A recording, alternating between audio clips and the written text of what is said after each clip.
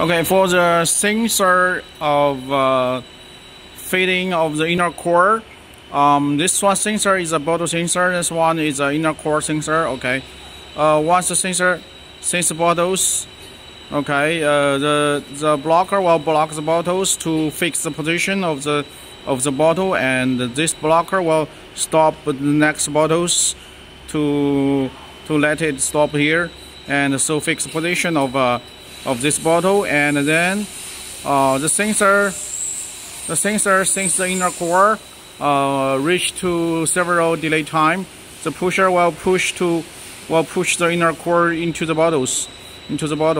So the sensor's position is important. This one sensor is in the middle.